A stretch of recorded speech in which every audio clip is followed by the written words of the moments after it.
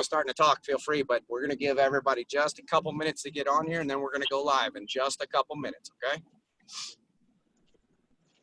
Well, hello, Jonathan. Hey, Brian, how are you, brother? Well, I'm trying to get where I can do this without driving, so, Ditto. I'm home, though, so I'm going right in. But I'm so glad you're going to be on the call, man. And yeah, me too. Great to hear your voice. And, brother, I might get to see you sooner than later. Okay. I'll reach out and on the side and talk to you about that. Okay. All right. So I guess we pushed record, but again, we're going to give everybody, I think, through about one more minute to just get settled in, because I think that this interview with Mike Hill is going to be something that a lot of people can benefit from, and so they'll want to really tune in. So give us a minute, and we'll be right back with you.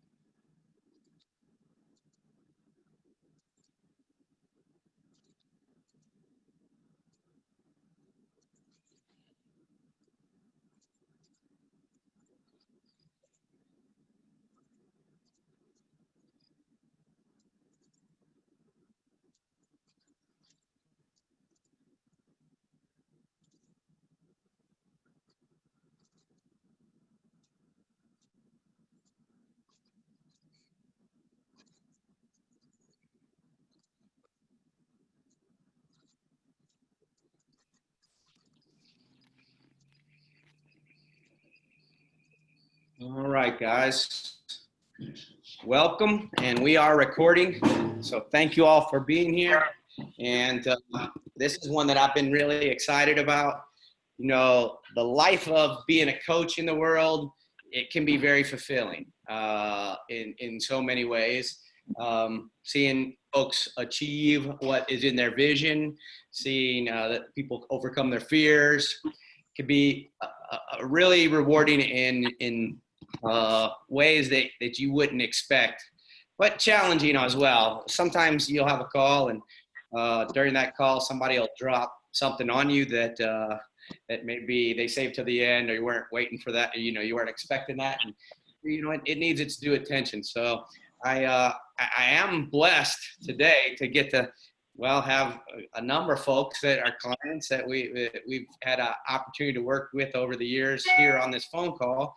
And I'm super excited to interview this one for me down in the bottom left-hand corner, Mike Hill. And I think one of the reasons that I want to interview him is not only to share with you all what he does, what he's done for me, but because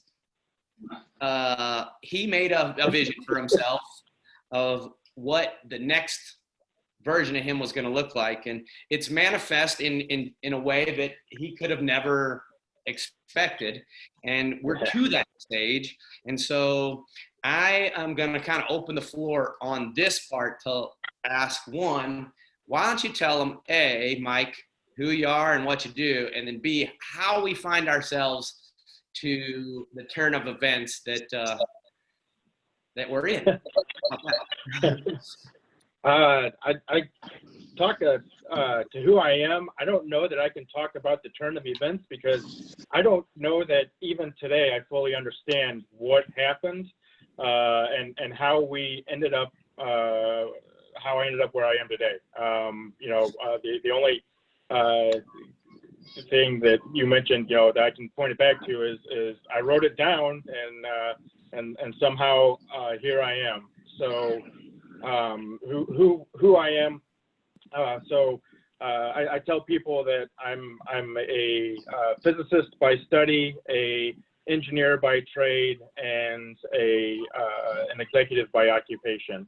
A year ago, when I first started working with Jonathan, Erica, and Chuck with the Life Nerd program, I was a VP of engineering at a manufacturing company, and I've been in engineering, designing products and developing products and managing engineering departments for a little over 15 years now. And really, where my passion, has always lied has been in just the design and development of products. And for anyone that's ever been in the corporate world, you kind of, at some point in time, you reach a fork in your career path. And when I reached that fork, I was very fortunate to choose the management route and continue down the management route and got my MBA and just continued to develop myself for corporations and climb that corporate ladder.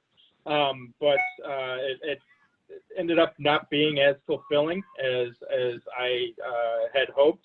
And fortunately, all along the way, I was able to continue, just on the side, more as a hobby, and I've had some great career opportunities to continue to work that design aspect and work my own private consulting and product development activities with smaller organizations and a few people.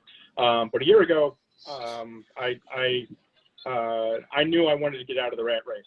I knew I wanted to get out of corporate America, and I wanted to be self-employed and work for myself, and engaging in the product development process more and less in the day-to-day of being an executive. So we wrote it down in our vision, in my vision, and I'll tell you, if you wouldn't believe me if I told you how many times a day I read my vision. I still read it well over a dozen times a day. I just was passionate about wanting to make that happen. There's a few other things in there that I was passionate about, and the company I was working for, it was a turnaround company. It is a turnaround company. They're still progressing, which anyone that's worked in a corporation that's struggling and struggling to get their feet underneath them, there's a lot of difficulties that go along with that. And the person's, so I don't know what happened. We made tremendous progress last year. My department that I was over, you wouldn't recognize them, today compared to a year ago, or even 2 years ago, or 3 years ago when I took over. We've made a lot of progress. The company has made progress. And when COVID hit, the company was still struggling. Sales-wise, the company was struggling. They ended up furloughing almost all of their manufacturing capabilities. My department was unaffected by it because we had such a large backlog. And so my department began working remotely. And fortunately, because of the things that I had put into place and the items that I had put into place, we were able to do it very successfully, which made kind of what happened next all the more unexpected. And I still don't know. Like I said, I still don't know how to interpret it. So can I give a little backstory? I really don't want to interrupt, but I want to say, so leading up to this, you put in your vision that you would have your own company. Yep. Developing products, right? So there was a forward work done where you wrote in your vision, you're going to have this, and you're reading it every day, and then now go. Yeah. So it's in the vision. I'm reading it every day. But I'm still employed. I'm still making a paycheck, and so I'm trying to work both at the same time. And I get this phone call where we're working remotely, and the only, actually it wasn't even a phone call, it was an email.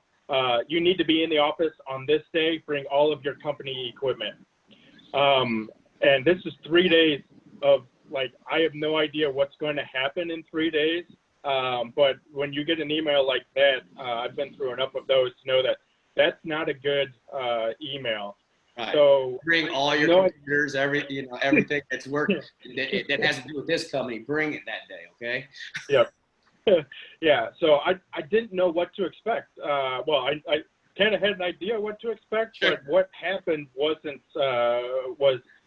above and beyond that. So what happened was finally have the meeting, and they said, we don't want you to think of this as being fired. We want you to think of this as being transitioned.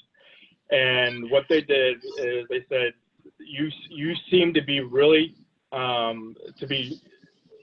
successful working on your own and working remotely. So what we're going to do is we're going to remove you from the payroll, and we're going to give you a 18-month independent contract that can be extended depending upon performance past that. But for the next 18 months, we would like for you to, instead of working on our day-to-day stuff, focus on developing new products for us. And I really didn't get a change in compensation. Obviously you lose the benefits and everything with that, but it all, it was as fair of a deal, actually probably more fair of a deal than I could have ever asked for. So I literally, on what could have been a very bad day, got an 18-month runway to go out and start my own business. I didn't expect it. It's not how I envisioned it. And so as I've looked back at my vision and man, I should have been put a little more detail in there. But it meets all the characteristics that I wrote down a year ago now. And so here we are, off on my own running. We're 3 months, almost 4 months into this project. We're ahead of schedule, which is good because it allows me to expand the business. And I've gotten to spend an excessive amount of time with my family, which is the number one item on my vision. And so I'm living the vision every day now. And I'm still very much, like I said, 4 months later, in shock of what took place. So I want to do a little sum up for everybody real quick then. So Mike, being an engineer and an innovator, has, correct me if I'm wrong, brought more than 200 products from idea into commercialization. He's participated in that and successfully crossed the finish line with more than 200 products. As a backstory, he's at a company that is one of them that he's worked for over the years. and he's in an executive position he doesn't like. He writes a vision for a way out, and they come as if it's their own idea and say, we're going to set you up in your next line of work as long as we can still be your client, and we're going to pay for it all. And Mike, it was like the only guy that didn't believe it, really. His wife's like, yeah, I know you can do it. The coach was like, yeah, we got it, right? And he's like, wait a second. It's not what I was expecting to come. It was too easy, Art. Not necessarily easy, because I know you got to work on it, but different. Yeah, it's definitely different. It is, right? I mean, you go from corporate America to self-employed, and it is very weird and very different for me. Well, what I know is you didn't successfully bring not one of those products across the finish line without having some systems in place that allowed that to happen, and they became duplicatable. So that's why I'm glad I plugged in with you. What I want to encourage anybody is anybody out there who has an idea. One of the things we're going to hope to lay out for you here is the process where it comes from an idea into, money, turns into cash one day, and then maybe that now that Mike is taking some, independent folks and helping their ideas, to include mine.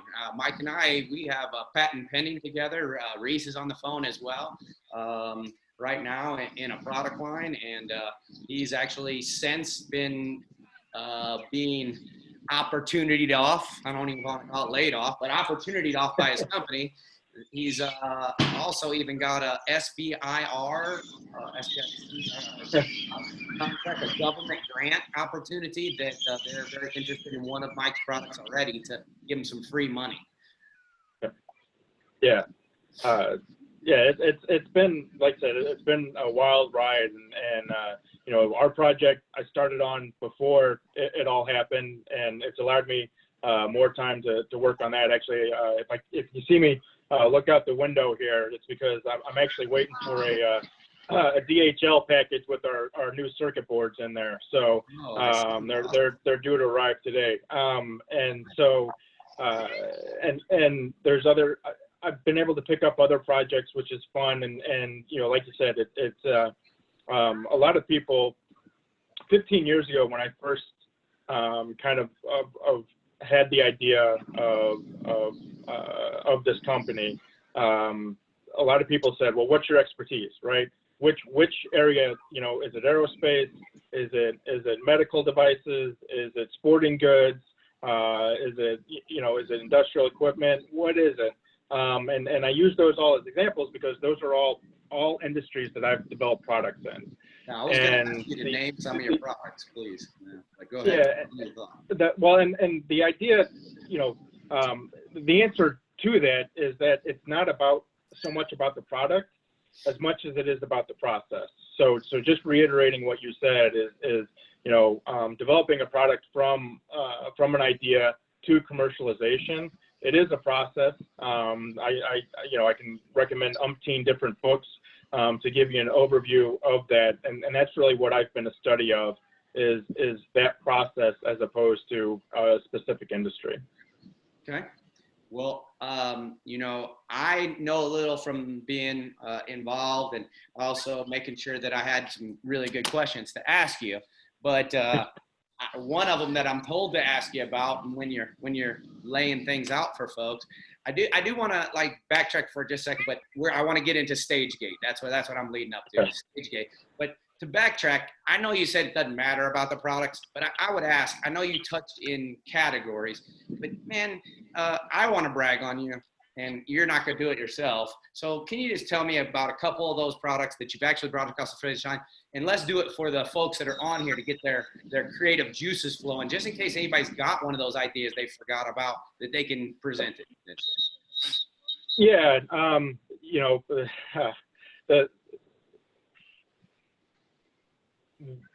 so the first one is kind of it sticks with you. In my case, it's kind of for some reason. I actually had to take it off my resume because it stuck out so much that everyone would ask me about it. so the very first product I ever worked on was with a gentleman who actually is from the Michigan area. He has multiple patents with anti-lock brakes used by GM and Bendix, and he had several patents. He ran a product development company here in St. Louis for a while, and I had the fortune while I was still in school to work for him. And the project that I worked on was a bait cast fishing reel, an entirely U.S. made. We had a gentleman here, actually out of Kansas City, who wanted a 100% U.S. made bait cast fishing reel. The brand name was Ardent Outdoors, Ardent. And so I had the fortune of really sinking my teeth into the development of that product. Now, that product was actually pretty far down the development process when I joined in. Actually, all the marketing material was done for it. And this is my claim to fame on that product and the original bait cast fishing reel. The marketing material said it had 10 stainless steel ball bearings in it. And as I'm putting one together one day, I said, hey, there's only 9 in here, and this box says 10. So my claim to fame was finding where to put a 10th ball bearing in the fishing reel. Because they put it in the wrong order. They started marketing IC, and all that money is spent in packaging, which is a lot of money. Yep. Yeah. So Where'd you put it? There was the worm gear that the line guide that drives line guide back and forth. It only had one bearing on one side, so we just stabilized the other side with another bearing. So it was functional, just not entirely necessary. They have since redesigned that product and released newer variations off that product. But I remember putting together the first shipment that went to Bass Pro for that product. So I've done bait cast fishing reels for those that have been involved in CrossFit. If you're familiar at all with the AbMat, the AbMat Extreme is one of my designs. It's a simpler design, and then various other versions. I think the AbMat Pro, the thermoformed version, was mine also. There's a few versions off of that I did while I ran that company, and then but a lot of others were respiratory protection devices. We did a device which was a lot of fun, also a lot of stress for firefighters. It was called the Last Chance Rescue Filter. Where if a firefighter basically ran out of air in their self-contained breathing apparatus and they got lost, trapped, or disoriented inside of a building, they could call Mayday, and if they were out of air, generally there is no protection for them. And what this device was is a little bit larger than a soda can. It was more the size of a soda can and a koozie. They could take off their secondary regulator, which supplied the air, and replace it with this filter, and it would filter out the toxic gases and fumes inside the fire. Not as high a protection as the SCBA, but at least enough to allow for them to be found and rescued. There were a few. If that ever has been put into use and worked for somebody? Has that saved a life? Yeah, there was. I know of at least one recorded event, and I believe it was in South Carolina, where there was a life saved because of it. How does that feel, man? It happened after I left, and so many years after I had developed the product. It feels fantastic, but you're kind of like, I'm on my next thing now. Right. But it is fantastic, and that product took a really long time to get off the ground as far as marketing goes. But Plus kind a of the other thing. specialized product. There's no other application really. Like there's one place it's needed, right?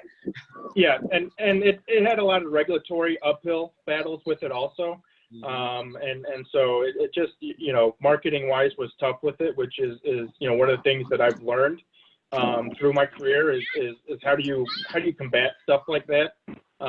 Because even just because you have this technologically sound product doesn't mean that it's going to be No, but Josie's been in adopted. contact with her about Don being in the hospital. Got it covered.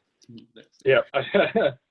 So yeah, I mean, that was a fun product, and that I like to call that product was or project was my MBA check, because after the success of that launch was when my employer at that time paid for me to get my MBA and allowed me to kind of make that career transition that I talked about before, which allowed me to. You had a company in the past that believed enough in you that they stepped in and funded your next level. Interesting. Yeah. All right. Yeah. So I've been, like I said, I can't, I can complain about, the different bosses, companies, whatever, all day long. But the reality is I've been very blessed in everything that I've done. Even the bad stuff has ended up being really good for me. So well, I you can learn tell you from my personal experience working with you, I was glad you to be a part of my team, and the ball wouldn't be as far as it is, without you knowing. Though I don't know if I'm your, ideal client. And so something I thought that we might discuss is, I do want to get into the system, but probably maybe the system is less important than who presents themselves and what they maybe need to bring, because that's the part that, and I do want to discuss system, but maybe we didn't discuss who's your ideal client, small, large. It sounds like you've worked with a number of them. Who's it? Yeah. So I'm positioning myself to work with inventors and small manufacturing companies. And I've specifically chosen to stay small.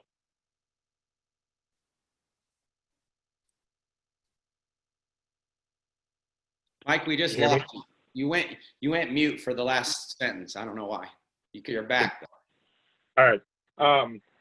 So I've intentionally chosen to work with smaller independent inventors, entrepreneurs, and small manufacturers, as opposed to large companies.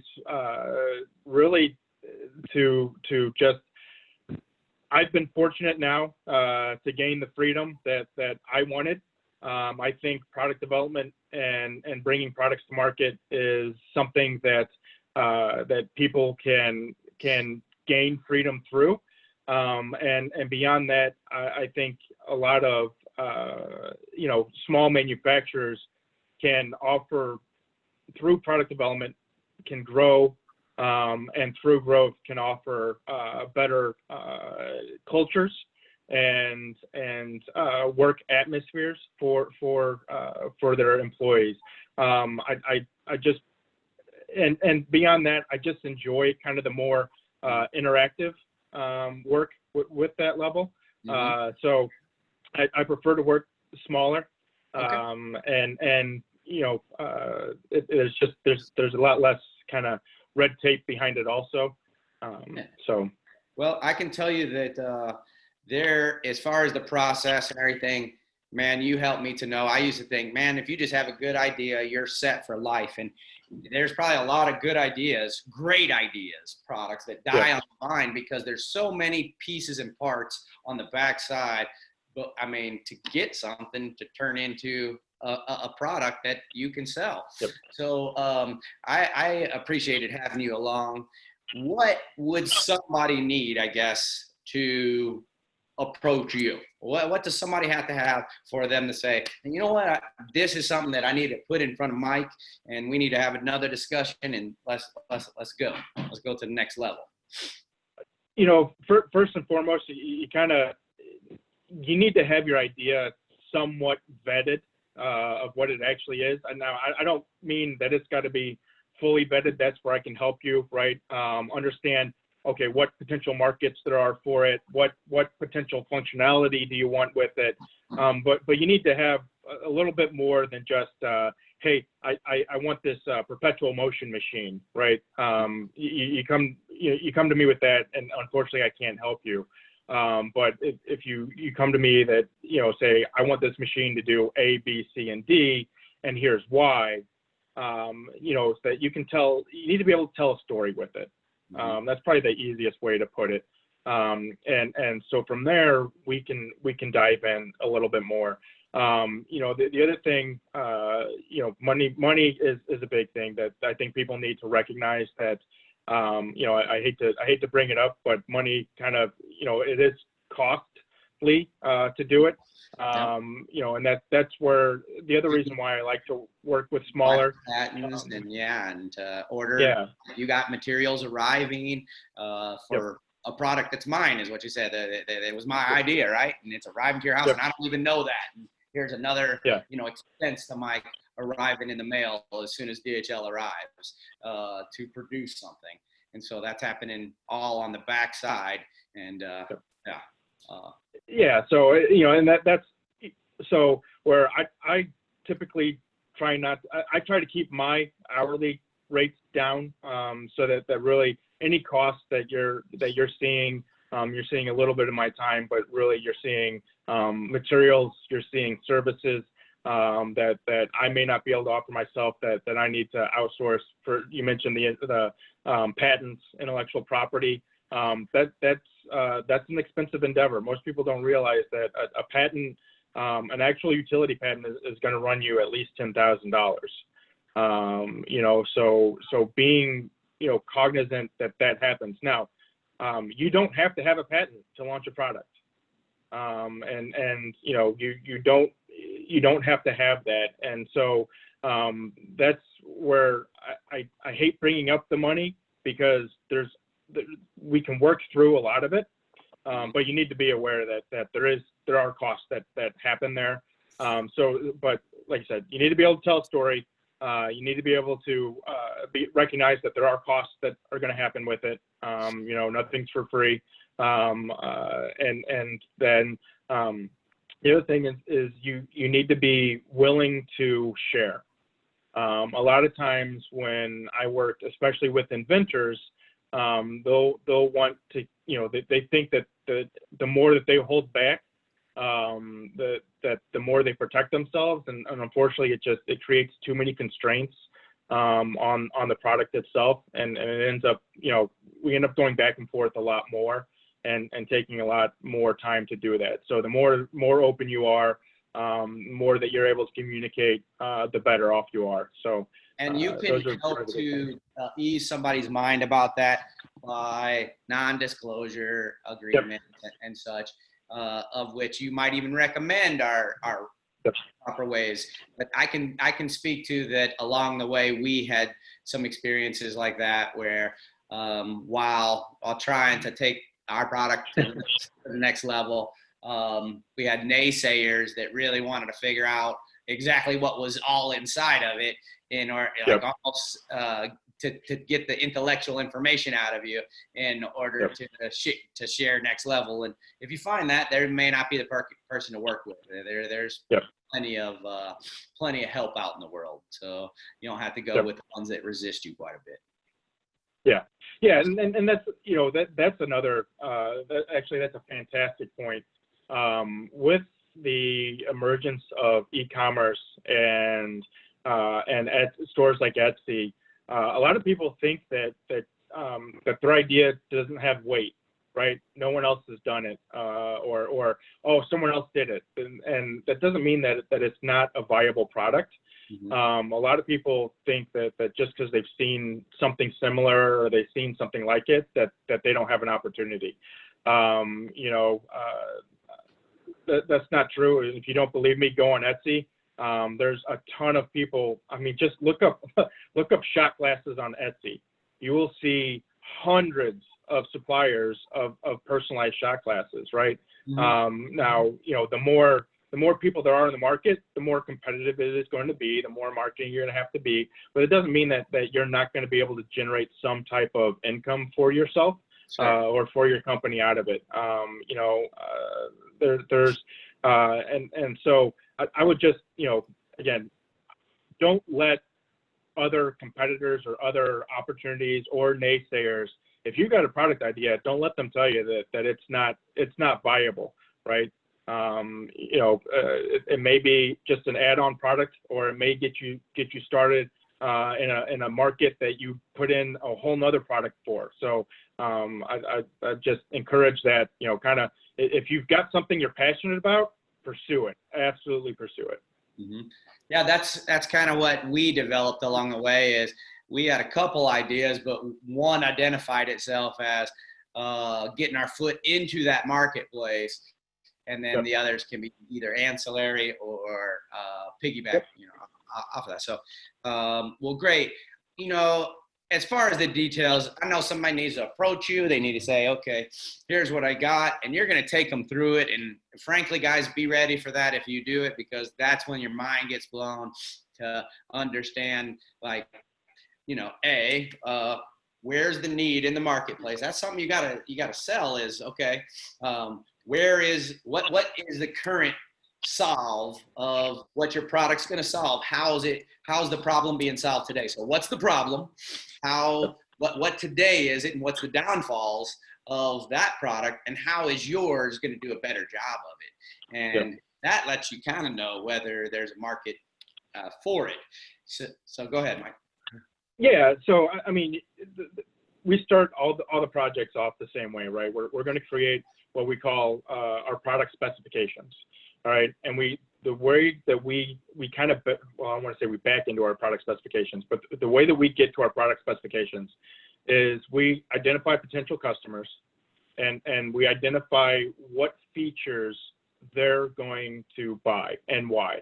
And then from those features, we decide, okay, which ones are technologically feasible, which ones are not, which ones are the easiest, and then which ones are the priority, right? On our project, we right off the bat, we knew that we wanted it to be small and portable and attach to a cell phone, right? So we knew right off the bat that was our big differentiator, right? So that's what we identify. We identify what our differentiators are from the market that we see it as, and we do the technology, and we create the product specifications, right?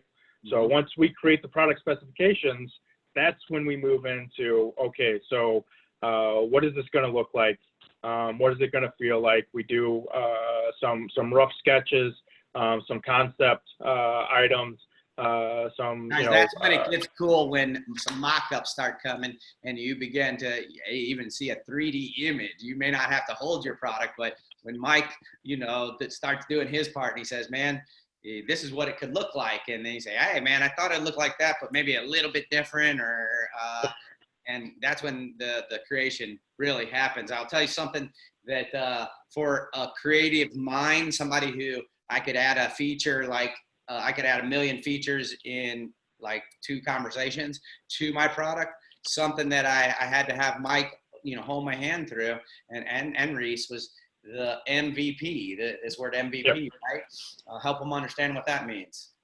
Yeah. So really, after you get your product specifications, that's your next step, right? How do you get your minimum viable product, right?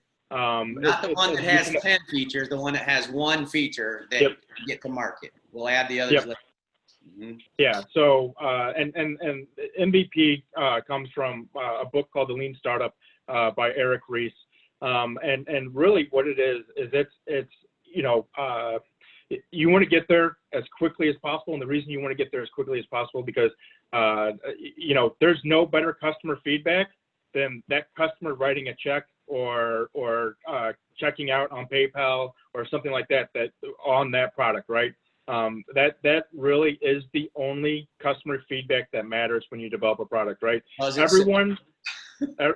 Everyone will tell you that it's great, it's fantastic, it's wonderful, but until they hand you money for it, it really isn't good customer feedback. So that's why you want to get to that minimum viable product as quickly as possible. And again, there's so many tools out there to help you. Kickstarter, Indiegogo, various different sites like that you don't even have to have a product completed before you can start getting that income and getting people to buy your product and show that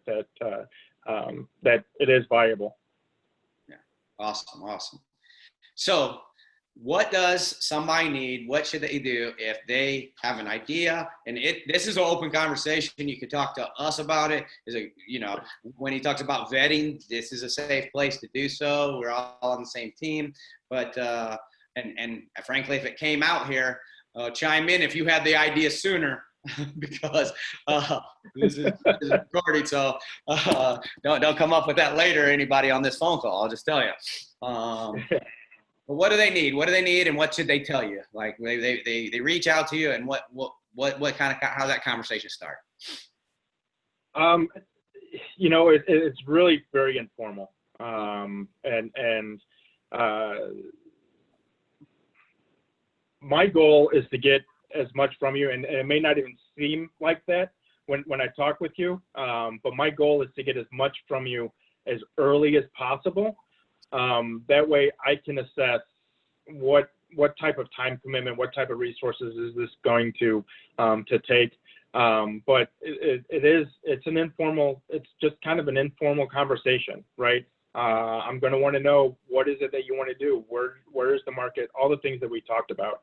For me right now, it's easy just hitting the website, or hitting me on Facebook, Hills Innovative Solutions, .com, or Hill Innovative Solutions on Facebook. That's the easiest way to get a hold of me. So. Okay. All right, I might have you put it in the chat. We'll throw it up so everybody gets the spelling right. But I will tell you, having a back relationship with you, that conversation came out very easy for me. But so that you get a read on Mike as you present to him in the future, what I would say is I presented probably 5-7 different ideas, and it wasn't only one that Mike got excited about. But he's going to tip his hat. He's a stoic, but he's going to be expressive. If he's excited about your idea, and frankly, that's going to be something that you like in your product. It's going to make you want to work with him, because he's going to help develop it to another level than you could imagine. Like he's going to help to make it work too. He had a working prototype of mine in a not too long period of time, and said we have a product here that he believed in, and that just helps you to believe in it as well. So yeah, and I will say that my business model is set up around that. I'm not a service bureau, right? We do not. If you just need someone to do some CAD designs, or need someone to do some work for you, there's resources out there, Upwork or Guru or various other design companies out there that frankly are better at that than I am. But if you're looking for someone to partner with, which is where Jonathan and I are at, that's what I'm going to take on projects that I am passionate about, because that ensures that my incentives are aligned with yours, and that we're gonna get this across the finish line as quickly as possible, the best product as possible, so that we can we can do it together and be again, get that freedom that we talk about all the time. So. Well, I'm looking forward to some more success stories for you and being part of it. And then hopefully some folks on this call will get to team up with you. I know somebody that I see on there, I know for a fact he's working on some things with you. But while we have you, I'd like to, and feel free if there's anything you want to leave them with more, but I would ask, anybody out there want to pick, you got a guy here. He's invented and taken to market. He turned into money, ideas into money over 200 times for large and small companies as well as individuals. What would you ask him while you got him on a call? What would you ask him? Anybody got something for him?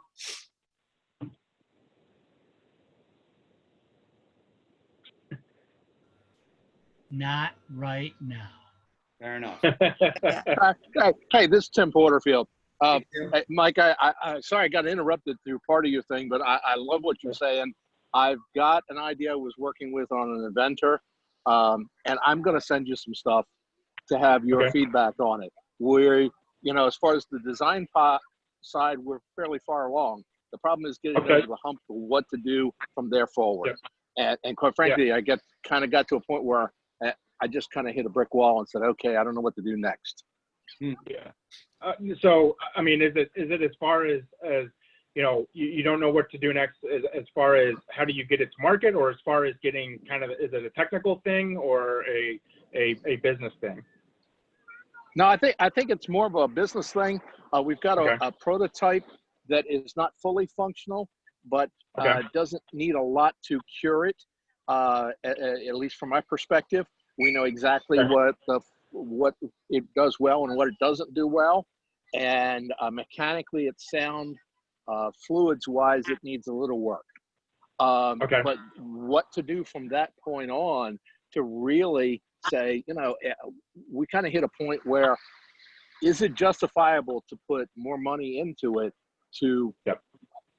at this point?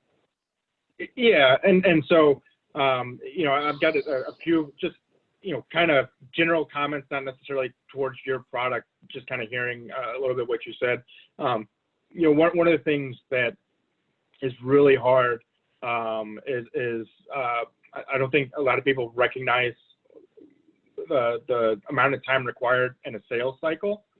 And again, I don't know that this is particularly to your product, but existing products have generally 6 to 18 month sales cycles, and new products could be longer than that. So I just kind of want to put that out there that people need to, I guess, recognize and understand the level.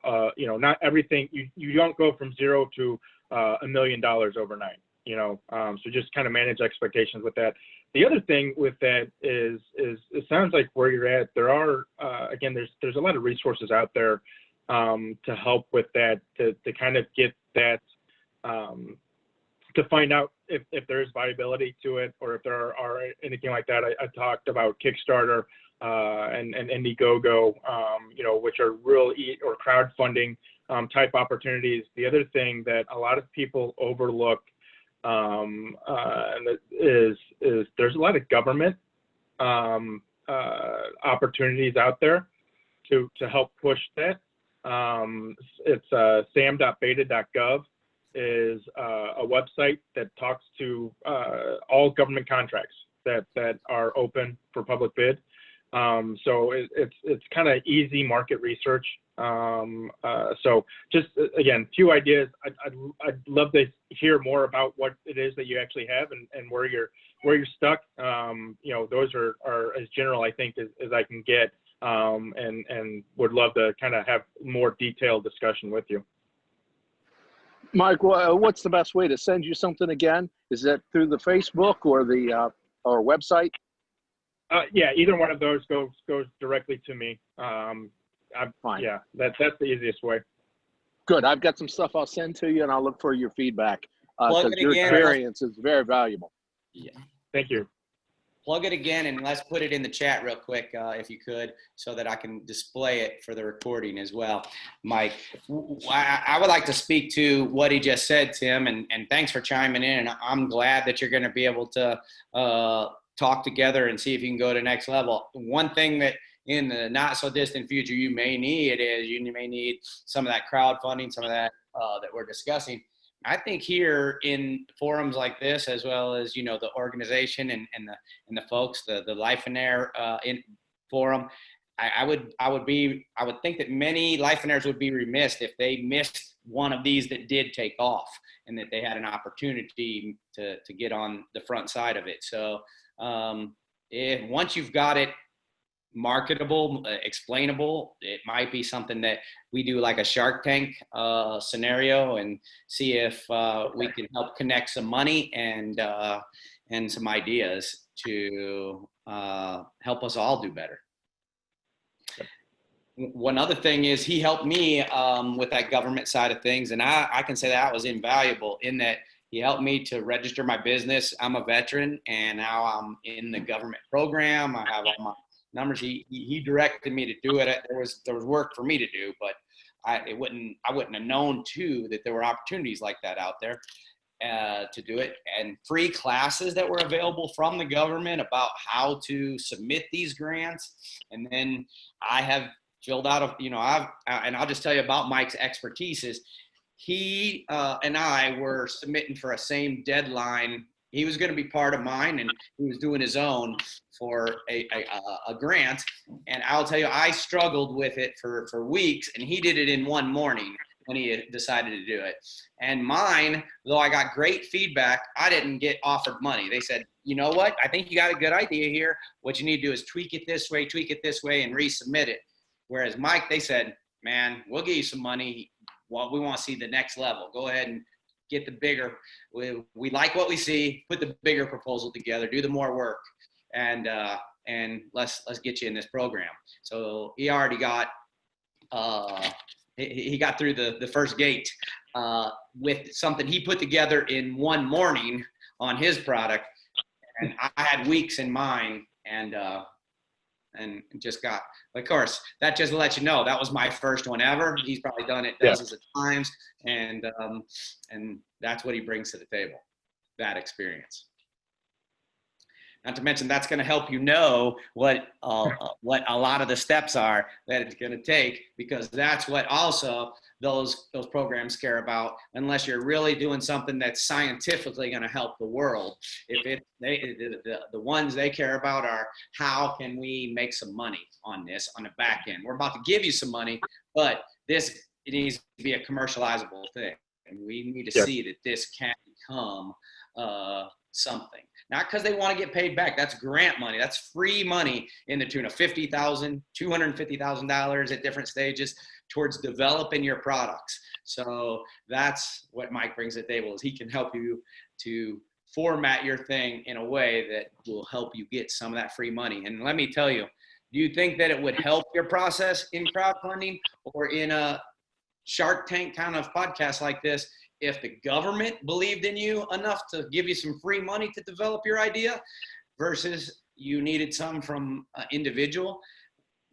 One thing that you know as an investor is if the government said, I think that I like it enough that some I's were dotted and T's were crossed, that you don't have to be as concerned about moving forward because they required it.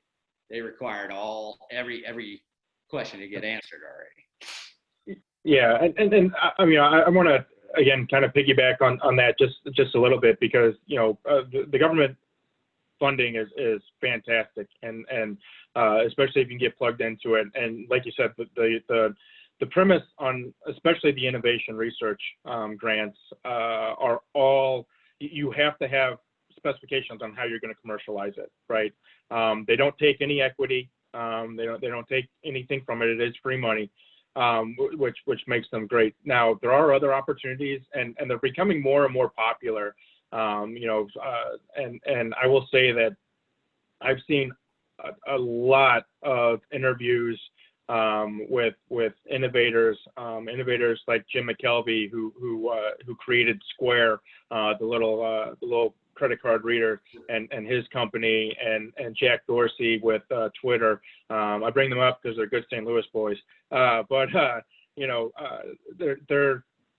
They right now with COVID and the uncertainty in the economy, innovation is going to blow up, and it's going to continue to increase. And there is still money out there.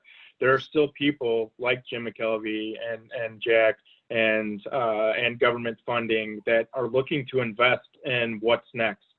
You know, St. Louis, and I know Chicago has the same thing, and Detroit has similar items. They're these innovation hubs that really you get plugged in, and there's pitch competitions, and where it's free money for a pitch, or there's equity stake ventures that are sitting there. There's accelerators to help your business if it is on the business side. You know, so there are more and more resources this day and age than ever before, right? I mean, could you imagine the money that Thomas Edison would have thrown at him right now in this day and age? So it's incredible.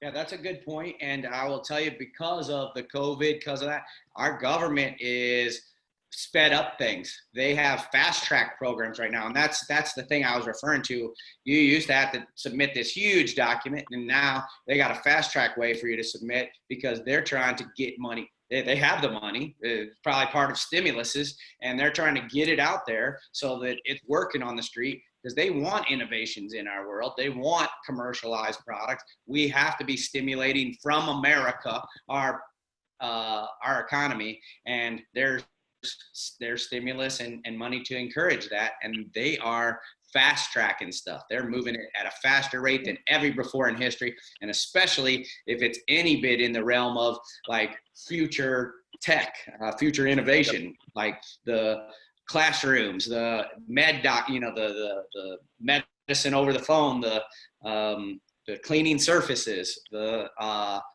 protection gear, anything in that realm. They are highly interested, and you're more likely than ever to get it fastest to market than any other time in history. And again, if you do have a small business, you know, sign up on sam.beta.gov. And the reason being is September and October are the two busiest months for contracts out of the government, because fiscal year for the government is October 31st.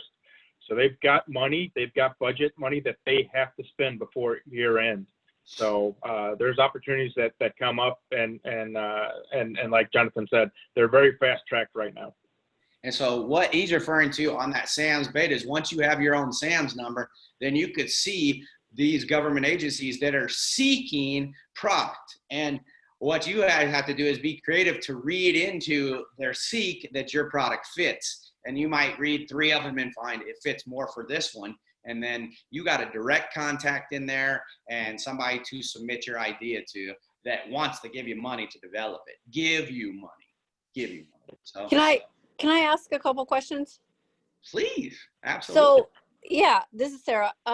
Mike, when you're writing those things for the request for the government, are they kind of like grants where you kind of need to know how to write them, to, like, you are a master at writing the grant to get the response and the funding? That is that the kind of a little bit like it is with that? Yeah, I mean, yes and no. I would say that especially now compared to 10, 15 years ago, there's a little bit there's a little more structure, and since a lot of stuff has moved online, it had to become that way, where it's a lot easier to kind of create something. Like the 15 years ago, the adage was you gotta submit the biggest binder.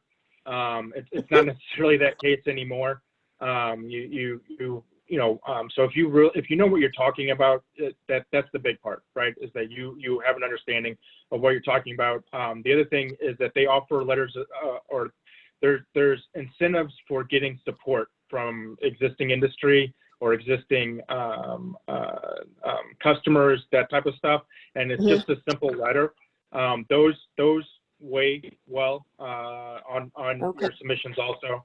The last thing though is that I know in all 50 states there's support for, and it's free, federal support for grant writing. So like the St. Louis Regional Chamber, they've got divisions that you sign up for, it's free, and they offer free classes, webinars, and that type of stuff on filling those grants out, which are fantastic. As well as if you do get accepted or you sign up through the SBIR, they do once a month a webinar I think the second or third Friday of the month on how to submit your grant proposal. Okay. I actually did take one of those myself because of what Mike did for me and encouraging me to get registered and get my business registered as veteran owned. And so I did do a SBIR boot camp for 2 days that is virtual, but on my, I was with folks from around the country and learning how to fill those things out and how and there were different grants. So they were talking about this program requires this program requires this. And it was pretty valuable, came with a workbook, and it was all free. And then they offered me a code. My veterans rep offered me a code to get into all these classes that the government has that everyone costs $75. And this code is free. I could just take as many classes to learn how to submit it, what they're looking for. And just a ton of free education if I wanted it out there. So it's valuable. Yeah, I encourage, years ago I submitted a product that was certified by the National Institute of Occupational Safety and Health, and their testing laboratories, which is all federal testing. And I remember going up there and just sitting down and talking with them. And this comment stuck out. We're a federal agency. We're already paid for by you. We're here. Our entire incentive is to make sure that people get through here quickly, right, and easily, right. They're not there to collect money. They're not there to rack up the hours. They're there to make sure that you're successful. And so there's a lot of opportunities out there. You just got to seek them, and they're on clumsy websites and that type of stuff, but they are out there. Okay. So my second question would be, you said it's going to take money, lots of money, to get it up and running, and I know there's a big range depending on what you're developing, but if I have an idea for an app, what kind of range are we talking about for funding, resources that I need to start with? Yeah, software apps, I can't speak to. I don't write a lot of code. Most of the code that I write is for my own stuff, so I wouldn't give you an accurate estimate for that. Now, that being said, there are really good coders out on Upwork, and now if it's just looking for code, so looking to create stuff, there's and then the other thing is there's also do-it-yourself opportunities. Coursera offers classes in coding, and they're usually $3 to $49 or something like that. And there's local coding like that. That's unfortunately on the software side. That's kind of the most I can help. All of my experience is on hard product development. Okay, so what's the range on a hard product? Is it, do I need to start with $50,000 in order to get started? Or? No.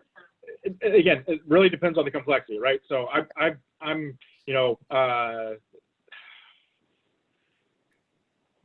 probably all in on the product that Jonathan and I are working on, and I'm taking out all the lawyer fees for the intellectual property and the patents. All in will be under 10,000. Now that is before market. I don't have production tooling in there. That will bump that a little bit, but again, we'll be under 50,000 all in. Now that's one side of the range. The other side is I'm developing a product that has well over 2,000 components in it, and my budget is over $300,000. So it really does depend on the complexity, and that's where I can help. So again, my experience not only in engineering and product development, but also my MBA and supply chain management. And I've got fantastic resources in my supply chain and support from other designers and other companies that, you know, it's when you break it down, they're smaller chunks, and you can kind of piecemeal your way there. Usually, you know, if you've got to go, you know, in smaller increments, it just takes a little bit longer. It doesn't mean that you'll get there. It just may take a little bit longer. I think I can help with that question though a little bit as well. But to speak to what Mike was saying, first of all, yeah, he was in one of the he's the premier engineering program in the country. That gets him in a kind of data boy network around the country with some very solid folks that are still, you know, influential in that market. That's very good for him. And then also, you know, he brought the patent lawyer to the plate who, based on their relationship, I believe gave us a deal. And what are we like? First of all, we're in patent pending. So we're in the provisional patenting process out there. So that wasn't a $10,000 investment yet. The next stage would be, if you took it to that stage right off the bat, but are we in 3,300 or 30? Is that right on that? And help me. Is that the right number? So, we were 3,600. Again, that was, and we're protected with that. We're protected so that we could go start showing it to the government and say, you know, can we get some free money? Now, showing it to the government puts us at risk if somebody stole our idea, right? So we wanted to protect it before we went to that level. It's not a have to, it's just a choice that we made to cover ourselves. And so. Well, Mike, I want to thank you. I have to jump off. I've got a hard stop here, but really good information. Thank you very much. Thank you. Thank you, Sarah. Thanks for chiming in, and get your idea to Mike still. Develop. All right. Kick it around on the phone with him. It'll be valuable to you. All right. Sounds good. All right. Thanks. Anybody else got a question for Mike? Well, if you do, get those ideas over to them. Again, Mike, let's plug that website, how that they're going to reach out to you, okay? Yeah, so Hills Innovative Solutions.com. .com? Yes. All right, I think I just put in there HILLSINOVATIVES All right. Check that. You're missing an N. Oh. All right.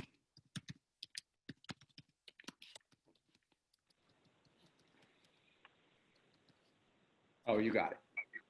Yep. Yeah, don't use mine. Use his, everyone. Okay. Well, really solid. Mike, man, I can't tell you how cool it is to watch, you know, what you've manifested so far, to be part of like a team with you and and know what your vision is, and to see it beginning to manifest again in ways that you didn't expect. But it's cool and laughable for me. Yeah. And it always makes me aware that that's just how you should expect it, is in the unexpected way. But I appreciate working with you. It's been valuable to me. And is there anything you want to leave anybody with, or if they got any inkling of an idea, like if they don't think it's solid or anything, like what advice would you give them? Share it anyways. Yeah. Right. I mean, because I love to talk about the ugly pots theorem. So if you're a pot thrower, you know, you may create a pot and it may be ugly, and you create another pot and you don't even know it, but you actually keep what you thought was attractive from the first pot and you put it onto the second pot, and that one may be ugly also, but it now has maybe two features that are beautiful. And so by the time you get to the 100th pot, you've got this really, really beautiful pot that that it just takes that, and a lot of times it takes that, just that discussion with people, bouncing ideas off of people, and because studies have shown multiple perspectives improve the viability of your product. So takeaway, instead of keeping it to your heart, start talking about it. That kind of collaboration, I can speak from experience, builds it into a better product. It actually makes it a product lots of times. And what I said is I had bounced like 7 or 8 different ideas off of them, all of which are good potential products. 2 of them lit them up. And one of them actually happened from talking about another one. And somebody said, well, what if a product could do this? And I was like, well, why would you want it to, it lit a idea in my head. Why would you want it to do this when it could just do already this other part like my product? And it developed. But if I hadn't been having those kind of conversations, it wouldn't have probably opened up. It wouldn't have sparked that idea in me. It wouldn't have added another neat, intricate feature to my pot. Yep. All right. Well, Mike, man, I think this call went better even than I expected, and I knew it would go good. I really appreciate those of you who said you got an idea and chimed in. I would have loved you to share, but I get it. But do share it. That's, I think, the thing that you can get out of this is make yourself in a safe place. Mike can make you feel safe. If you need a piece of paper signed, he wants to make a relationship with you and make another success story. He's done it over 200 times, and he's not going to stop. So you can be part of it or you can't. But I'm getting on board. So thank you very much for what you do and what you bring to the table, Mike. And I'm so glad to be on the team with you. All right. Thank you. Thank you very much. All right. You guys all have a good day, and I'll make sure to get this video out to you as well. Great. Nice job, Mike. Nice job. Yeah, good John. job. Thank you.